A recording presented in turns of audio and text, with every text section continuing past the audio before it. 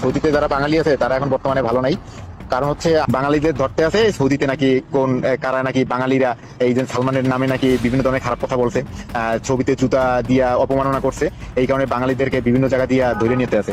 ঠিক আছে, আমার সামনে বসে 5 জনকে ধরে নিছে। সৌদি আরবের সরকার অ্যাকশন শুরু করে দিছে, কোনো বাঙালিকে সৌদি আরব আর রাখবে না, সবাইকে ধরে ধরে বাংলাদেশে পাঠিয়ে দিচ্ছে। আজকে থেকে শুরু হয়েছে বাঙালি দমন করা, বাঙালিদেরকে সৌদির মাটি থেকে উৎখাত করে ফেলবে, কোনো বাঙালি সৌদি আরবে রাখবে না। সৌদির সাথে বাংলাদেশের যদি কোনো সমস্যা হয়, সম্পর্কে যদি কোনো ধরনের খারাপ কোনো পর্যায়ে পৌঁছে, সেটাতে লাভবান হবে কারা? ভারত সেই সুযোগ নেবে, পাকিস্তান সেখানে লোক পাঠাবে, শ্রীলঙ্কা লোক পাঠাবে। কেন কেন বাংলাদেশের কিছু মানুষের জন্য মার খাচ্ছে বাংলাদেশেরই কিছু মানুষ সৌদি আরবে? এবার বাংলাদেশিদের পিছনে লেগে গেছে সৌদি আরবের সাধারণ মানুষ থেকে শুরু করে প্রশাসন। আওয়ামী লীগ কিংবা এর অঙ্গ সংগঠনের নেতাকর্মীরা কোনো প্রকার কোনো মিছিল বের করলেই হয় হামলা করা হচ্ছে, নতুবা আটক করা হচ্ছে, মামলা দেওয়া হচ্ছে। এই তো দেখছি আওয়ামী লীগের চেয়েও ভয়ঙ্কর চরিত্র ধারণ করছে সরকার। আর সরকার এত ভয় পাচ্ছে, নিশ্চয়ই এটি মনে করছে যে এগুলো করতে দিলে আওয়ামী লীগ ভয়ঙ্করভাবে ফিরে আসবে, তাদের মোকাবেলা করাটা কঠিন হবে। গাইস, এতক্ষণ দেখলেন আজকের ভিডিও শিরোনাম, আর এখন দেখবেন বিস্তারিত। ইতিমধ্যে আজকের ভিডিও শিরোনাম দেখে আপনারা বুঝতেই পারছেন আজকের ভিডিওটা কতটা গুরুত্বপূর্ণ। দয়া করে কেউ স্কিপ করবেন না। যদিও বর্তমান বাংলাদেশের রাজনীতির অবস্থা বিশাল ভয়াবহ, আপনারা ভিডিও স্কিপ করে দেখলে খবরের কিছুই বুঝতে পারবেন না। যাই হোক বন্ধুরা, আজকের খবর নিয়ে আমরা পর্যালোচনা এবং তদন্ত করে বেশ কয়েকটি খুবই গুরুত্বপূর্ণ তথ্য এবং ভিডিও ফুটেজ পাই, যা আজকের ভিডিওতে সেগুলো এক এক করে ধারাবাহিক তুলে ধরবো। যদিও আজকের ভিডিওটা কিছুটা লং হতে পারে, তবে আজকের ভিডিওতে জানতে পারবেন এমন কিছু অজানা গোপন তথ্য যা জানলে আপনিও ইতিমধ্যে অবাক হতে বাধ্য। সেই সাথে আরো জানতে পারবেন বর্তমান বাংলাদেশের রাজনীতির প্রেক্ষাপট আসলে কোন দিকে যাচ্ছে। যাই হোক বন্ধুরা, চলুন ভিডিওতে আজকে আর বেশি কথা বাড়িয়ে আপনাদের মূল্যবান সময়টি আমি নষ্ট করতে চাই না, সরাসরি আজকে আমরা চলে যাব মূল ভিডিওতে। সৌদি আরবে ভরপুট একেবারে ওই পাতি বাংলায় কথাটা বললাম না, মানে মার খাচ্ছে বাংলাদেশিরা, আর তার দোষ সেখানে থাকা বাংলাদেশিদের নয়, বাংলাদেশে থাকা বাঙালিদের। কেন, সেই নিয়ে তো আলোচনা আছে খুব গুরুত্বপূর্ণ। এবং আজকে আরও যেটা বিষয় নিয়ে আলোচনা করব সেটা হচ্ছে যে ভারত কিন্তু আরও একটি S-400 যে ব্যাটারি সেটা নিয়ে এসছে আমাদের শিলিগুড়ি করিডোরের কাছে। কেন, আছে তো রহস্য নিশ্চয়ই। ভারত কি বাংলাদেশকে এবার ভাগ করে দিতে চায়? তাহলেই কি সব সমস্যার সমাধান হবে? সমস্ত বিষয় নিয়ে আলোচনা করব। ভারত এবং বাংলাদেশের রিলেশন নিয়ে আজকে রাতের ভিডিওতে আপনাদের সবাইকে স্বাগত। কেন কেন বাংলাদেশের কিছু মানুষের জন্য মার খাচ্ছে বাংলাদেশেরই কিছু মানুষ সৌদি আরবে? ওই যে একটা কথা আছে না, ভাবিয়া করিও কাজ, করিয়া ভাবিও না। ভারত যা যা করছে, এই যে ট্রান্সশিপমেন্ট থেকে শুরু করে আরো যা যা পদক্ষেপ নিচ্ছে, সেগুলো ভেবে করা কাজ, না ভেবে করা নয়। তার জন্যই এত সময় লাগছে, এত দিন লাগছে, সমস্ত বিষয় খতিয়ে দেখছে, কূটনৈতিক দিক থেকে কি কি সমস্যা আসতে পারে, রিলেশনে কোন কোন জায়গায় সমস্যা তৈরি হবে, অন্যান্য দেশগুলোর ক্ষেত্রে কিরকম চাপ আসবে, সমস্ত কিছু ভেবে কাজ করছে, তাই পিছিয়ে পড়ছে না। কিন্তু না ভেবে কাজ করা বাংলাদেশের অবস্থা খুব শোচনীয়। কেন, তার আরও একটি উজ্জ্বল নিদর্শন হলো সৌদি আরবের ঘটনা। বিষয়টা কি? বিষয়টা হচ্ছে, জাস্ট আপনাদের জানিয়ে রাখি, ভারতের পতাকা পাড়িয়েছিল, ইসরায়েলের পতাকা পাড়িয়েছিল। ভারত কিন্তু অফিসিয়ালি সেরকম কিচ্ছু স্টেপ নেয়নি। আমরা যারা ইউটিউব করি, আমরা যারা প্রতিবাদের মুখ, তারা অনেক কথা বলেছি, কিন্তু অফিসিয়ালি ভারতের কোনো মন্ত্রী পর্যায়ে, বিদেশ সচিব পর্যায়ে কেউ এই বিষয়টাকে নিয়ে কিন্তু উত্থাপন করেনি একেবারে গণমাধ্যমে। তবে সৌদি আরবে যে ঘটনা ঘটলো সেটা বাংলাদেশে থাকা কিছু মানুষের জন্যই। কেন, তার কারণ এই ছবিটা দেখুন। এই যে সৌদি আরবের যিনি রাজপুত্র মোহাম্মদ বিন সালমান, ওনাকে এরকম বিকৃতভাবে বুকের সামনে জুতো শাড়ি পরিয়ে প্রেজেন্ট করেছে বাংলাদেশের কিছু মানুষ। আর মোহাম্মদ বিন সালমানের যথেষ্ট পাওয়ার রয়েছে কিন্তু এই যে মধ্যপ্রাচ্যে, এবং এটাও বলা যেতে পারে যে মধ্যপ্রাচ্যকে ইসরায়েলের কাছাকাছি বা ইসরায়েলের প্যারালাল যদি কেউ চালাতে সক্ষম হন, এই সেই ব্যক্তি। আসলে মোহাম্মদ বিন সালমান খুব আধুনিক মনের মানুষ। হতে পারেন তিনি মুসলিম, হতে পারেন, কেন মুসলিমরা কি আধুনিক নয়? মুসলিমরা প্রচণ্ড আধুনিক। কিন্তু কিছু গোঁড়া মুসলিম আছে যারা আর কি ওই লোকের থেকে দেখে দেখে মুসলিম হয়েছে, শুনে শুনে মুসলিম হয়েছে, তাদের কাছে বিষয়টা অন্যরকম। কিন্তু আসল যারা সঠিক মুসলিম, আসলে সৌদি আরব বা আরব দেশ থেকেই তো ইসলাম ধর্ম এসছে, তাই তারা ইসলাম ধর্মকে যতটা অ্যাডভান্স হিসাবে গ্রহণ করেছে ততটা করে না পাকিস্তান আর বাংলাদেশ, এবং আমাদের ভারতেরও কিছু আছে। তবে ভারতের মুসলিমরা এই বাংলাদেশ এবং পাকিস্তানের মুসলিমদের থেকে কয়েক হাজার গুণ এগিয়ে। তার কারণ হচ্ছে শিক্ষা। শিক্ষা, প্রপার শিক্ষা পায় হচ্ছে আমাদের দেশের মুসলিম ভাই বোনেরা, ইসলাম ধর্মাবলম্বী ভাই বোনেরা। তাই তারা সাধারণত খুব একটা ভুল হয় না। তবে হ্যাঁ, বেনজল সব জায়গাতেই থাকে, সেটা সনাতনী বা হিন্দু ধর্মের মধ্যেও আছে প্রচুর বেনজল। তারা নিজেদের ধর্মেই উল্টোপাল্টা করে থাকে, সেরকম আমাদের দেশের ইসলাম ধর্মাবলম্বীদের মধ্যেও আছে। তবে পার্সেন্টেজ হিসাবে আমাদের দেশে প্রচণ্ড কম, প্রচণ্ড সামান্য কিছু। যেরকম হিন্দু ধর্মের মধ্যে কিছু আছে খারাপ, সেরকম আমাদের ভারতে থাকা ইসলাম ধর্মাবলম্বীদের মধ্যেও কিছু খারাপ আছে। কিন্তু এই যে পাকিস্তান এবং বাংলাদেশ, তারা যেন ইসলামের ঠেকা নিয়ে রেখেছে। মোহাম্মদ বিন সালমান আধুনিক মানুষ, তিনি অনেক কিছুই করেছেন। ইভেন আমরা দেখতে পেয়েছি যে ইউএইতে আমাদের হিন্দুদের মন্দির হয়েছে, সৌদি আরবে অনেক কিছু ছাড় হয়েছে, মহিলারা গাড়ি চালানোর ছাড়পত্র পেয়েছে, হিজাব নিয়ে অনেক রকম অনেক ছাড় কিন্তু সৌদি আরব দিয়েছে। সেখানে তাদের দেশের ব্যাপার, সেখান থেকে ইসলাম উঠে এসছে, আর সেই দেশের মানুষরা যেগুলোকে ছাড় দিচ্ছে সেই জিনিসগুলোকে সহ্য করতে পারছে না বাংলাদেশ এবং পাকিস্তানের ইসলাম ধর্মাবলম্বী মানুষ। আরে তোরা কে রে? তোরা ইসলামে ঠেকা নিয়ে বসে আছিস নাকি? সেই ছাড়পত্র এবং বেশ কিছু যে সম্পর্ক বিভিন্ন দেশের সাথে, যেমন ইসরায়েলের সঙ্গে সম্পর্ক বেশ ভালো, সৌদি আরবের ভারতের সঙ্গে সম্পর্ক ভালো, এই সমস্ত বেশ কিছু কারণে বাংলাদেশের কিছু মানুষ এই মোহাম্মদ বিন সালমানকে নিয়ে যে কটূক্তিকর একটি ছবি, কটূক্তিকর তো বলা যাবে না, কটূক্তি মানে তো উক্তি, উক্তি, হ্যাঁ উক্তি তো ছিলই, তার মধ্যে যেই খুব একটি খারাপ ছবি প্রদর্শন করেছে সমাজ মাধ্যমে, সেটা কিন্তু সৌদি আরব ভালো মতো নেয়নি, কিন্তু অফিসিয়ালি কিছু বলেনি। তবে এবার বাংলাদেশিদের পিছনে লেগে গেছে সৌদি আরবের সাধারণ মানুষ থেকে শুরু করে প্রশাসন। আজকেরই ঘটনা হচ্ছে যে এই যারা ডেলিভারি বয় থেকে শুরু করে বিভিন্ন জায়গায় যারা কাজ করে বাংলাদেশের, সেখানে ভারতেরও আছে, পাকিস্তানেরও আছে। আপাতত পাকিস্তানকে সরিয়ে রেখে কয়েকটা গ্রুপকে ধরেছে, সেখান থেকে যারা যারা ভারতের তাদেরকে বলেছে যাও চলে যাও, কাজে চলে যাও, তোমাদের কোনো সমস্যা নেই। অন্যদিকে যারা বাংলাদেশি, তাদের বিরুদ্ধে যেরকম চপেটাঘাত হচ্ছে, এই দোষটা তাদের নয়। তারা ওখানে সারাদিন মাথার ঘাম পায়ে ঝরিয়ে এবং ওই রকম সূর্যের আলোয়, মারাত্মক গরম, সেই গরমের মধ্যে নিজেদের পরিশ্রম করে যেই অর্থ উপার্জন করে পাঠায় এই বাংলাদেশে, সেখান থেকে ডলার পায়, কিন্তু তাদের পরিবারেরও সর্বনাশ করলো এই ছোট লোকগুলো, এবং সেই মানুষগুলোরও আজকে সেই মানুষগুলোর যা পরিণতি হচ্ছে সৌদি আরবে ভেবে পাবে না এই সমস্ত ছোট লোকগুলোর জন্য। এই ছোট লোক সব জায়গায় আছে, কিন্তু এখন যেন ছোট লোকে ভর্তি হয়ে গেছে বাংলাদেশ। বাংলাদেশে কি ভালো মানুষ নেই? প্রচুর আছে। আসলে এখন বাংলাদেশের যা অবস্থা, সেটা কিন্তু ভালো মানুষদের সময় নয় বা ভালো মানুষদের জায়গা নয়। এই মুহূর্তে ভালো মানুষরা একেবারে ঘরে ঢুকে রয়েছে, তাদেরকে তো যে কোনো সময় অ্যারেস্ট করা হতে পারে। কেন? তার কারণ তুমি ভালো মানুষ। ভালো মানুষ তুমি কি করছো বাংলাদেশে? ভালো মানুষের কোনো স্থান নেই, তাই কষ্ট হয়। সাধারণ গরিব মানুষের কথা তো বললামই না, দিনের পর দিন বলে আসছি।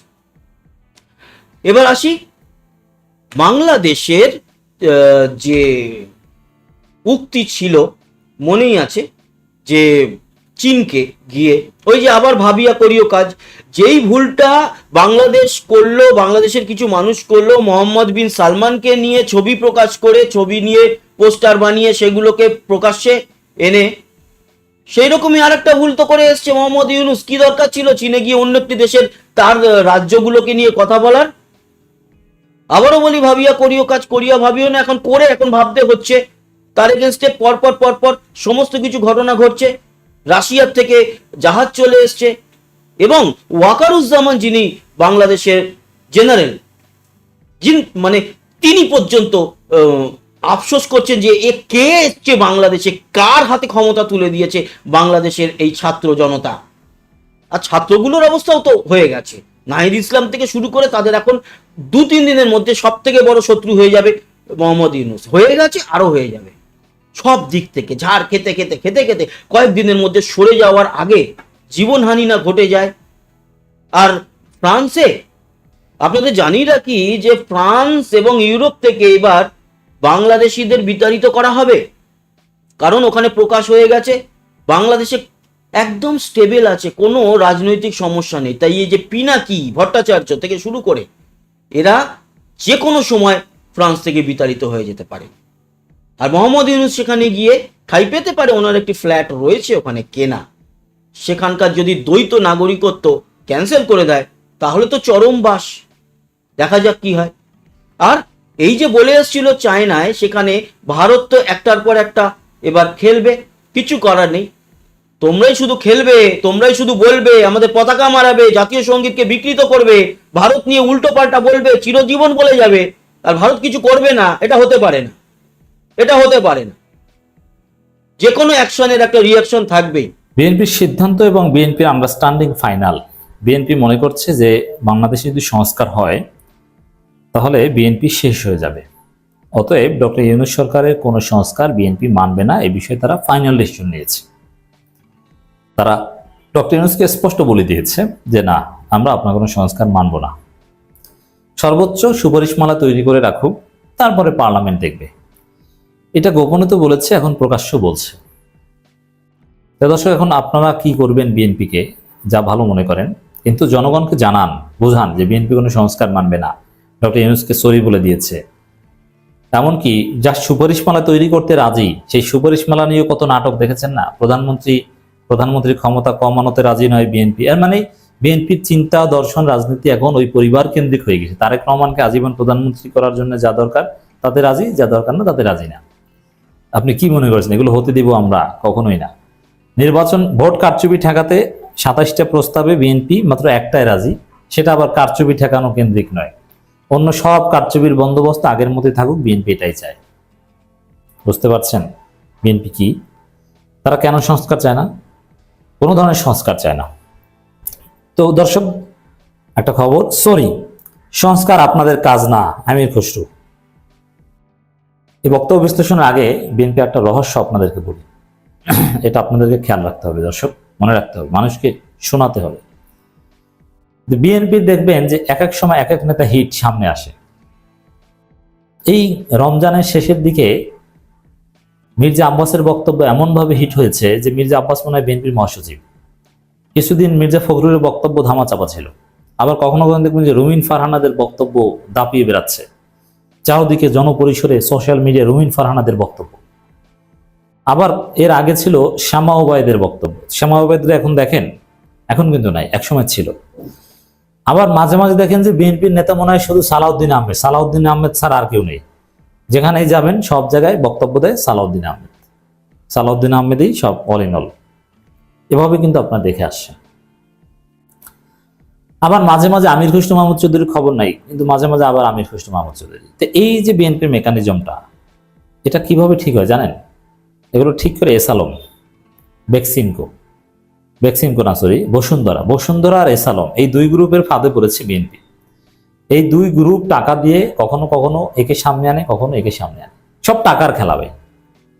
এরা সবাই এস আলমের লোক।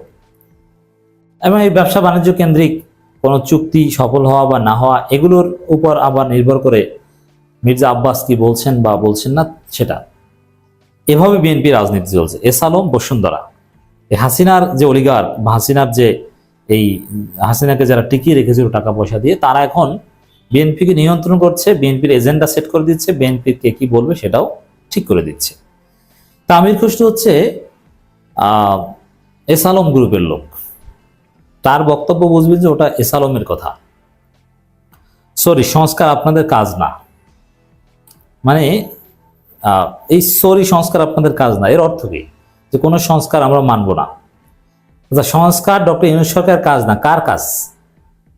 শেখ হাসিনার কাজ নাকি? শেখ হাসিনাই ঠিক ছিল, এই জন্য জনগণ বলে যে এই বিএনপির জন্য শেখ হাসিনাই ঠিক ছিল। দ্রুত নির্বাচনের তারিখ ঘোষণা করে মানুষের ভোটাধিকার ফিরিয়ে দেওয়ার আহ্বান জানিয়েছেন বিএনপির জাতীয় স্থায়ী কমিটির সদস্য আমির খসরু মাহমুদ চৌধুরী। দেখেন, তারিখ ঘোষণা করবে কে? নির্বাচন কমিশন না ডক্টর ইউনূস? এই বিষয়ে তো বিএনপি ক্লিয়ার না। এরপরে দেখেন, মানুষের ভোটাধিকারের পক্ষে বিএনপি নয়, তারা ভোটাধিকার হরণ করার পক্ষে। অতীতের ইতিহাস, বিএনপির ইতিহাস ভোটাধিকার হরণ করার ইতিহাস। দেখেন, বিএনপি কখনো স্বাভাবিকভাবে ক্ষমতা ছাড়ে নাই। আওয়ামী লীগ যতই কারচুপি করুক, তারা নাটকটা সুন্দরভাবে করতে পেরেছে, কিন্তু বিএনপি নাটকই করতে পারেনি, ধৈর্য তো ধরা খায়।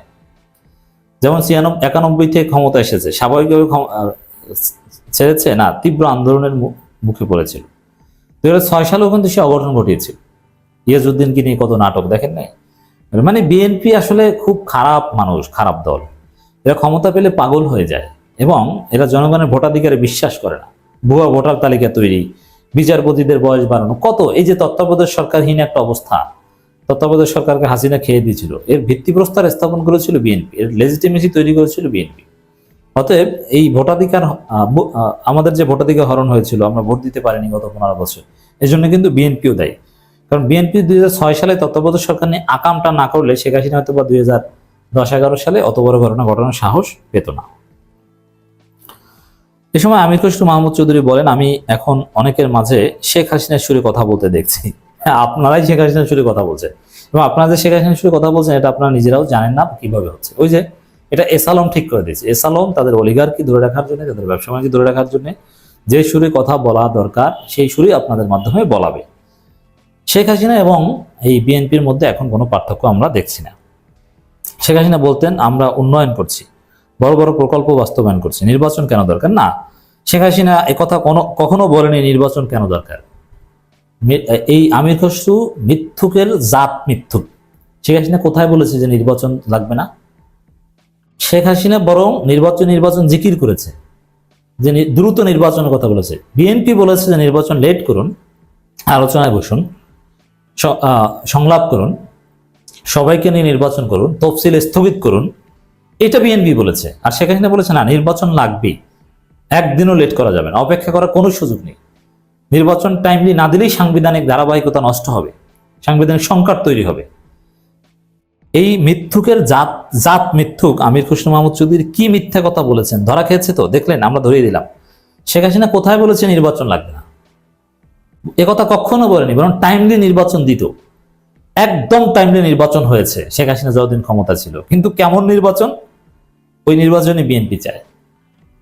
নির্বাচনের বিরোধিতা তো শেখ হাসিনা করেনি, তা আপনি মিথ্যা কথা কেন বলছেন? মিথ্যুক। অন্তর্বর্তী সরকার বলতে শুরু করেছে আমরা সংস্কার করছি, দেখেন অর্থনৈতিক উন্নয়ন করছি। আমরা আপনাদের বলছি সরি, সংস্কার আপনাদের কাজ না, আপনাদের কাজ একটি গ্রহণযোগ্য নির্বাচন অনুষ্ঠিত। আচ্ছা, নির্বাচন অনুষ্ঠান করা আপনাদের কাজ, এটা আপনাকে কে ঠিক করে দিয়েছে? যখন ডক্টর ইউনূস শপথ নেন তখন ছাত্ররা বলেছিল যে শুধু নির্বাচন করে দেন, একথা বলেছিল। আর নির্বাচন আয়োজন করলে 90 দিনের মধ্যে কেন হলো না? আর দ্বিতীয় কথা হচ্ছে, সংস্কারের ট্যাবলেট আর উন্নয়নের ট্যাবলেট এক না। এই সংস্কারটা কেন? বিএনপির ভোট কারচুপি রাস্তা বন্ধ করার জন্যই তো সংস্কার। তিনি বলেন, দেশে প্রত্যেক দিন গণতন্ত্র ছাড়া অতিবাহিত হচ্ছে, দয়া করে গণতন্ত্র ফিরিয়ে দেন। এর মানে এখন গণতন্ত্র নাই, দেশ খারাপ, হাসিনার আমলে ঠিক ছিল নাকি? এই জন্যই মানুষ এখন বলে। আর বাস্তবে আমি আগেও বলেছি, আবারও বলবো যে বিএনপির চাইতে আওয়ামী লীগের জনপ্রিয়তা এখন বেশি। কারণ বিএনপির অনেক সুইং ভোটার এখন মনে করছে যে এই বিএনপিকে শায়েস্তা করার জন্য, এই বিএনপির চাঁদাবাজদের, ধর্ষক, লুটপাটকারীদের শায়েস্তা করার জন্য আওয়ামী লীগই ঠিক ছিল। যদি আওয়ামী লীগও এই আকামগুলো করতো, কিন্তু আওয়ামী লীগ যেখানে চাঁদা নিত 100 টাকা, সেখানে এরা নেয় 120 টাকা। অতএব আওয়ামী লীগ ভালো ছিল, একথা বিএনপির অনেক সুইং ভোটার বলছে। এখন নাকি দেশে কোনো গণতন্ত্র, অথচ বাংলাদেশের, স্বাধীন বাংলাদেশের 54 বছর সবচেয়ে ভালো সময় পার করছি আমরা এখন। সংস্কার যেটা বলছেন সেটা এটা নির্বাচিত সরকারের দায়িত্ব, জনগণের ভোটে নির্বাচিত সরকার যাবতীয় সংস্কার। কোনো নির্বাচিত সরকার সংস্কার ছাড়া যে নির্বাচিত সরকার আসবে তারা কোনো সংস্কার করবে না, এটা জনগণ জানে। বিএনপি ক্ষমতা আসলে সংস্কার করবে এটা কেউ বিশ্বাস করে না। নাহিদ ইসলাম তো বলেছেন নির্বাচনের পর কোনো সংস্কার হবে না, যা হওয়ার এটা আগে হতে হবে। অতএব এইসব যুক্তি দিয়ে লাভ নেই। তিনি আরো বলেন রাজনীতিবিদ ও সাংবাদিকদের পাশাপাশি চলতে হয়, একটি অপরটিকে ছাড়া যথাযথভাবে কার্যসিদ্ধি হয় না। দীর্ঘ সময় পরে একটি স্বৈরাচারী সরকার বিদায় নিয়েছে, ফ্যাসিস্ট হাসিনা পালিয়েছে, রাজনীতিতে এখন বড় ধরনের পরিবর্তন এসেছে। নতুন বাংলাদেশ রাজনীতিবিদদের পাশাপাশি সাংবাদিকদের ভূমিকা রাখতে হবে। দেখেন এখন রাজনীতিবিদদের পাশাপাশি সাংবাদিকদের ভূমিকা রাখতে হবে, অথচ সাংবাদিকদের পিটায় বিএনপি আর তারেক রহমান এসে মাপ চায়, ফোন দিয়ে মাপ চায় যে না ঠিক হচ্ছে না এবং বহিষ্কার করে। বিএনপির কাছে সাংবাদিকরা নিরাপদ নয়, সংবাদ মাধ্যম নিরাপদ নয়। আমরা তো এইগুলো নিয়ে কাজ করি। বিভিন্ন হাউস বিএনপির বিরুদ্ধে রিপোর্ট করতে, চাঁদাবাজি রিপোর্ট করতে সাহস পায় না, বিএনপিকে ভয় পায়। অধিকাংশ হাউস বিএনপির দালালি করছে। বিএনপি ক্ষমতা আসেনি তাতেই হাউসগুলো স্বাধীন না, আর ক্ষমতা আসলে বাংলাদেশ সংবাদ মাধ্যমের কোনো স্বাধীনতা থাকবে না। তো দর্শক, বিএনপি এভাবে ফাইনাল সিদ্ধান্ত নিয়েছে যে যেহেতু সংস্কার হলে বিএনপি শেষ হয়ে যাবে, অতএব ডক্টর ইউনূসের কোনো সংস্কার বিএনপি মারবে না। পুরনো বন্দোবস্ত টিকিয়ে রাখার মধ্যেই, লুটপাটের বন্দোবস্ত টিকিয়ে রাখার মধ্যেই বিএনপির টিকে থাকা। অতএব দর্শক, আমাদেরও সিদ্ধান্ত নিতে হবে, আমরা কি আওয়ামী ভারতীয় যে বন্দোবস্ত বাংলাদেশে এস্টাবলিশ ছিল এতদিন, সেটা কি এখন বিএনপির মাধ্যমে আমরা টিকিয়ে রাখতে দিব, না আমরা অ্যাট এনি কস্ট সংস্কার করবই?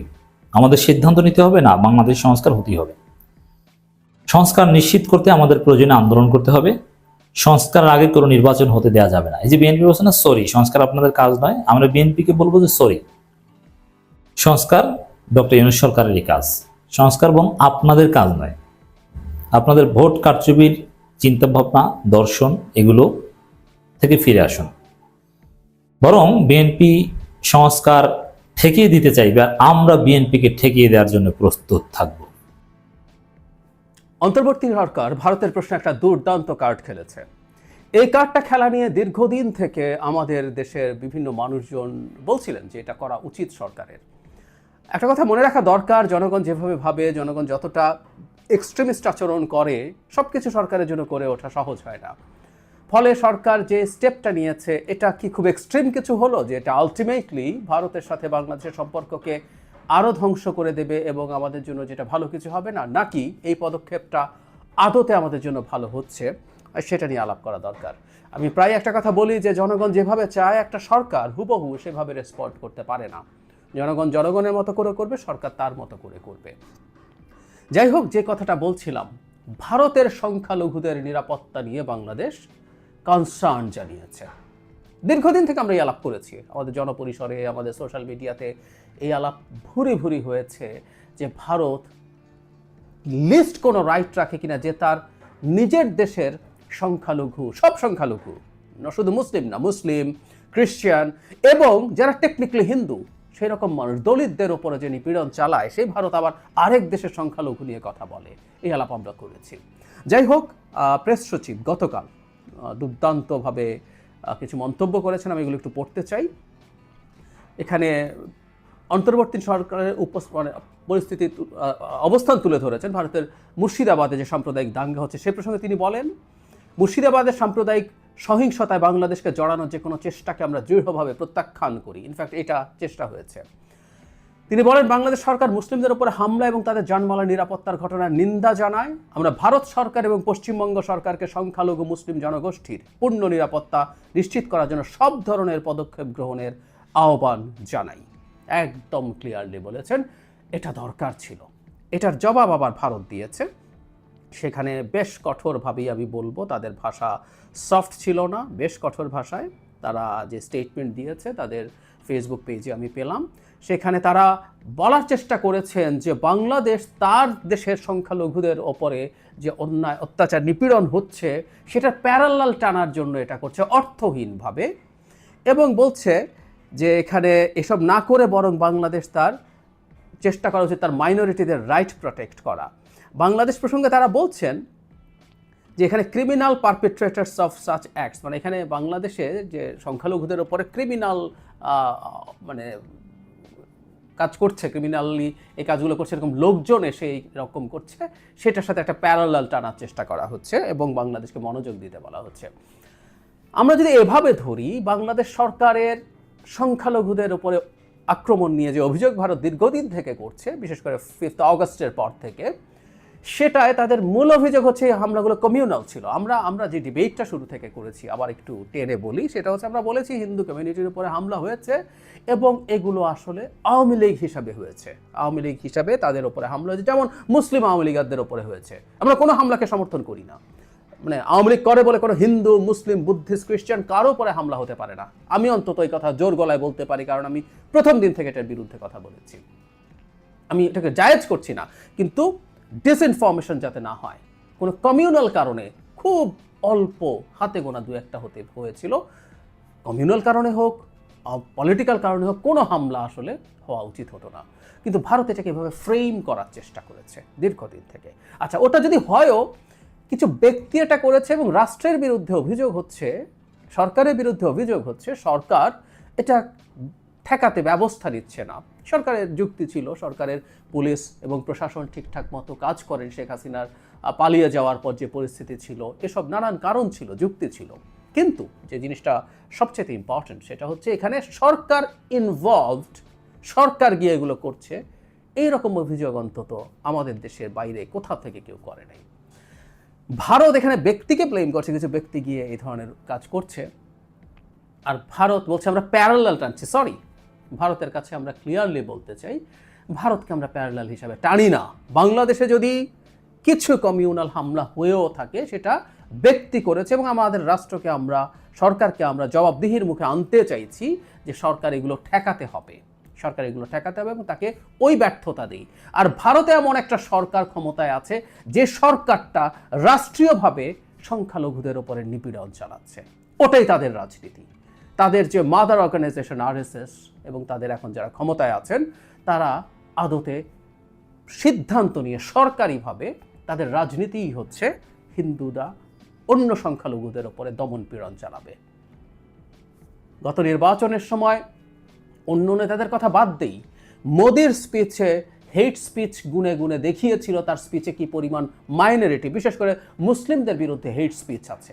যে দলটার রাজনীতি দাঁড়িয়ে আছে ঘৃণার উপরে ভিত্তি করে, যে দলটা ক্ষমতায় আসে সংখ্যালঘুদেরকে নিপীড়ন করার মাধ্যমে, ক্ষমতা ধরে রাখে সংখ্যালঘুদের নিপীড়ন করার মাধ্যমে, তার মুখে এই আলাপ, দ্যাটস ফানি, রিয়েলি ফানি। সুতরাং বাংলাদেশ প্যারালাল টানছে না, ভারতের প্যারালাল টানা আসলে নাৎসি জার্মানিতে সম্ভব। বাংলাদেশে বা কোথাও কোথাও যেখানে কিছু মাইনরিটি কমিউনাল কারণেও হামলার শিকার হয়, সেটা ভারতের সাথে প্যারালাল হয় না, এই কারণেই প্যারালাল হয় না। এখন সেই প্রশ্নটা আসবে যে সরকার কি এই যে বিদ্যমান যে ডিপ্লোম্যাটিক স্ট্রেস চলছে দুই দেশের মধ্যে, এটা তোলার মাধ্যমে কি সরকার ভুল করলো? সরকার কি ভারতকে আরও খেপিয়ে দিল, আরও উস্কে দিল? আমি যদি বলি ভারত আর উস্কে যাবার আর বাকি কি আছে, কি করতে তারা বাকি রেখেছে? আসলে তারা নানা রকম পদক্ষেপ একটার পর একটা নিয়ে দেখিয়ে দিয়েছে তারা বাংলাদেশে আসলে শেখ হাসিনা বা তার কাছাকাছি একটা নতজানু সরকারের সাথেই এনগেজ করতে চায়, তার সাথেই ভালো কিছু করতে চায় তার মতো করে, মানে সে শান্ত হবে যদি সে শেখ হাসিনা বা হাফ শেখ হাসিনা হয়। আমাদের সরকার তো দীর্ঘদিন থেকে তার সদিচ্ছা দেখিয়েছে, মোদির সাথে বসার চেষ্টা করেছে, বসেছেও। এইগুলো যে বারবার বলেছে, এটাও কারো কারো কাছে মনে হতে পারে আমাদের সরকার কেন তাকে এত তোয়াজ করছে। এবং পাল্টা এই যে বসার পর আমরা খেয়াল করি যে ন্যূনতম সদিচ্ছা কি ভারত দেখিয়েছে? সেই মিটিংয়ে বাংলাদেশ অনেক কিছু, শেখ হাসিনাকে ফিরিয়ে দেওয়া থেকে শুরু করে আর অনেক কিছু আছে লিস্ট। শেখ হাসিনা যে বসে বসে ওখানে হুমকি ধামকি দেয়, ফালতু কথাবার্তা বলে, জনগণকে উস্কানোর চেষ্টা করে তার দলের লোকজনকে, সরকারকে ডিস্টার্ব করার জন্য, সেই ক্রিমিনালকে থামানোর কথা বলেছিল। লিস্ট সদিচ্ছা দেখালে শেখ হাসিনাকে ভারত থামাতো। ভারত আসলে শেখ হাসিনাকে না থামিয়ে প্রমাণ করে দিয়েছে ভারত আসলে এই সরকারের সাথে তেমন কিছু করবে না। আবার শতভাগ ডিস্ট্যান্ট হয়ে যেতেও পারেনি, কারণ সরকার চায়নার সাথে সম্পর্ক তৈরি করছে অনেক, চায়নার সাথে বিজনেস ডিল তো আছেই, অনেক স্ট্র্যাটেজিক ডিলে চলে যায় কিনা। মোংলা বন্দর দিয়ে দিয়েছে, তিস্তাও যদি দিয়ে দেয় তাহলে তাদের সিকিউরিটি নিয়ে তাদের টেনশন তৈরি হবে বলে তারা মনে করছে, তাই বসতে বাধ্য হয়েছে। কিন্তু পরবর্তীতেও দেখা গেছে যে তাদের সেই সদিচ্ছার প্রতিফলন নেই। জয়শঙ্কর আবারও বাংলাদেশকে নিয়ে নেগেটিভ মন্তব্য করেছেন ইমিডিয়েটলি আফটার দ্যাট, মানে ওই যে ক্যারেট অ্যান্ড স্টিক বলে না, একটু দেবো আবার একটু পাল্টা লাঠি পেটা করবো, সো আমি বুঝিয়ে দেবো যে তোমার সাথে আমি আসলে সম্পর্ক খুব স্বাভাবিক করতে যাচ্ছি না। আমরা সোফার ভারতের সাথে যতটুকুই আমাদের অর্জন হয়েছে এই সরকারের সাথে ডিলিংয়ের ক্ষেত্রে, সেটা ভারতের সাথে টাফ হওয়ার কারণে হয়েছে। আমি সিরিয়াসলি মনে করি বিমস্টেকে মোদি ডক্টর ইউনূসের সাথে দেখা করেছেন অনলি বিকজ ডক্টর ইউনূস চীনে গেছেন। রেপুটেশন হলেও বলি, চীন সফরে সরকার তেমন কিছু পায় নাই, সত্যিই পায় নাই। এটাকে যেভাবে ফুলিয়ে ফাঁপিয়ে দেখানোর চেষ্টা হচ্ছে, এটা একেবারে ফালতু রেটরিক। কিন্তু উনি যে চায়নায় গেছেন, ভারতে যেতে চেয়েছেন, ভারত না করার পর ভারতের মান ভাঙিয়ে আগে ভারতে যাব তারপর চায়নায় যাব, এটা না করে চায়নায় চলে গেছেন, এই যে একটা সভরেন, একটা ইন্ডিপেন্ডেন্ট ফরেন পলিসি দেখিয়েছেন, এটাই বিরাট অর্জন। আমি এটাকেই বিরাট অর্জন হিসেবে দেখতে চাই। ফলে ওই টাফ সিদ্ধান্তটা তিনি যেন নিয়েছেন এবং ওখানে দুটো আলাপ, স্ট্র্যাটেজিক দুটো আলাপ হয়েছে, সেই আলাপটার কারণে ভারত বিমস্টেকে, ওদের পত্রিকা কিন্তু চলে এসেছিল যে মোদি বসছেন না ডক্টর ইউনূসের সাথে, কিন্তু শেষ পর্যন্ত তাকে বসতে হয়েছে, কারণ তিনি মনে করছেন বাংলাদেশকে যদি অনেক বেশি চাপ দিতে থাকি, বাংলাদেশ তো টাফ হচ্ছে, বাংলাদেশ তো মাথা নত করছে না, সুতরাং তার সাথে কিছুটা সফট হওয়া দরকার, তাই মোদি বসেছিলেন। ঠিক একইভাবে আমি মনে করি এই কয়েকদিন আগেও জয়শঙ্কর আবারও সংখ্যালঘুদের ওপরে হামলা টামলা ইত্যাদির কথা বলছেন, মানে ইনিশিয়াল অবস্থায়ও পলিটিক্যাল কারণে যা হয়েছে সেই অবস্থা কি এখন আর আছে? নেই। কিন্তু জয়শঙ্কর আবারও কিন্তু বলছেন বাংলাদেশে তারা মঙ্গল চান, ওটা নাকি তার ডিএনএতে আছে, তাই তারা সংখ্যালঘুদের ওপরে নির্যাতন সহ এগুলো নিয়ে কথাবার্তা বলেন। মোটেও না। সমস্যা শুরুতেই বলেছিলাম, এই দলটার রাজনীতি হচ্ছে সাম্প্রদায়িক ঘৃণা ছড়ানো, এছাড়া ওর কোনো রাজনীতি নাই। সে জনগণের জন্য কল্যাণ সাধন করতে পারে না। সে বাবরি মসজিদ ভেঙে ওখানে মন্দির করবে এবং মন্দির করে ওখানে কমপ্লিট হওয়ার আগে উদ্বোধন করবে নির্বাচনের আগে, যাতে ভোট পাওয়া যায়। আরও কোথায় কোথায় কোন কোন মসজিদের নিচে মন্দির আছে বলে এই রিসেন্টলি আবার তারা ওয়াকফ আইন সংশোধন করবেন। একটা সরকার ইটসেলফ কীভাবে একটা সম্প্রদায়কে, সংখ্যালঘু সম্প্রদায়কে ধ্বংস করার, অর্থনৈতিকভাবে শেষ করে দেওয়ার পদক্ষেপ নিতে পারে, এই রিসেন্ট উদাহরণই আমরা দেখছি। এগুলো আরও এরকম বহু দেখা যাবে, মসজিদের, বহু এতিমখানার সম্পত্তি ক্লেম করে তারা মন্দির বানাবে, এবং এটাই তাদের রাজনীতি, এটাই ভয়ের জায়গা। সে কারণেই তারা বাংলাদেশে ক্রমাগত সংখ্যালঘু, বিশেষ করে হিন্দুদের উপরে অত্যাচার নির্যাতনের ন্যারেটিভ সামনে আনার চেষ্টা করে। ভারতকে পাল্টা দিতে হবে এই জায়গাটাতে, আমি মনে করি, আমি বিশ্বাস করি, এবং আমি রিপিটেশন হলেও আপনাদের স্মরণ করিয়ে দিতে চাই। আমি আমার আগের একটা ভিডিওতে ওয়াকফ আইন নিয়ে যে ভিডিও করেছিলাম, সেখানে আমি উল্লেখ করেছি গ্রিগরি স্ট্যান্টন, যিনি জেনোসাইডের গুরু, জেনোসাইড সম্পর্কে উনি রীতিমতো আগাম পূর্বাভাস দিতে পারেন। উনি রুয়ান্ডান জেনোসাইডের 5 বছর আগে সেই পূর্বাভাস দিয়েছেন। তিনি আমেরিকান কংগ্রেসকেও ভারতে মুসলিম জনগোষ্ঠী একটা জেনোসাইডের মুখে আছে বলে বলেছিলেন, এবং কারণ থাপারের সাথে তার একটা ইন্টারভিউ আমি শেয়ার করেছিলাম, আপনারা সার্চ করলেই পেয়ে যাবেন। আর যদি আবার দিতেও পারি, কমেন্টে দিয়ে রাখবো, দেখবেন একটা স্টেট, একটা সরকার তার রাজনীতি তৈরি করেছে একটা সংখ্যালঘু জনগোষ্ঠীকে অ্যাজ এ হোল ধ্বংস করে দেওয়ার জন্য। তাদের মুখে বাংলাদেশে সাম্প্রদায়িকতার আলাপ আসে, তাদের মুখে বাংলাদেশে সংখ্যালঘু নির্যাতনের আলাপ আসে, এর চেয়ে ফালতু কোনো কথা হতে পারে না। এবং বাংলাদেশ সহ আর অন্যান্য যারা আছে, যাদেরকে এসব বলা হবে, এগুলো ফেরত দিতে হবে। Fundamentalism is bad. আমি গালি খাই ইসলামিক ফান্ডামেন্টালিজমের বিরুদ্ধে কথা বলে, আমি গালি খাই হিন্দু মৌলবাদীদেরও, কারণ হিন্দু ফান্ডামেন্টালিজমও ভালো কিছু? No way, no way. ভারতের ভেতরে কি কি হয়েছে আমরা দেখি নাই? একজন দলিত মৃত গরুর চামড়া ছিলিয়েছে, কারণ তিনি মুচির কাজ করেন, তাকে মেরে ফেলা হয় নাই। মুসলমানের ঘরে মাংস পাওয়া গেছে বলে পিটিয়ে মেরে ফেলা হয় নাই। হিজাব আছে, ধরে হিজাব খুলে দেওয়া নিয়ে এখন এই রিসেন্ট টাইমে প্রচুর শোরগোল হয় নাই। হিন্দু মেয়ের সাথে একজন মুসলিম ছেলের বিয়ে হয়েছে, লাভ জিহাদ বলে প্রতিশোধ নিয়ে তাকে পিটিয়ে মেরে ফেলা হয় না। অসংখ্য অসংখ্য ঘটনা আছে। সো হিন্দু মৌলবাদ, পৃথিবীর প্রতিটা মৌলবাদ, প্রতিটা আইডেন্টিটি পলিটিক্সের বিরুদ্ধে আছি আমি। হোয়াট এভার, এটা ধর্মের নামে হোক, সেটা জাতিগোষ্ঠীর নামে হোক, আমি বাঙালি আইডেন্টিটির বিরুদ্ধেও কথা বলি। আমি কোনো আইডেন্টিটি পলিটিক্স নেই না, এটা আমার অবস্থান। তো ফলে যেই দেশটা এই কাজটা করে, যেই দেশের সরকারের মূল রাজনীতি এটা, সে আমাদেরকে নিয়ে কথা বলবে? No way. So doctor Yunus সরকার চমৎকার একটা কাজ করেছেন। এভাবেই ভারতকে চাপে রাখতে হবে, এবং আমরা চাপে রাখবো। এই দেশের জনগণ সাথে থাকবে। আর প্রায় একটা কথা বলি, বাংলাদেশের ভবিষ্যৎ সব সরকারকে এই সরকারের ইন্ডিয়া প্রশ্নে পলিসিগুলো খেয়াল করতে হবে।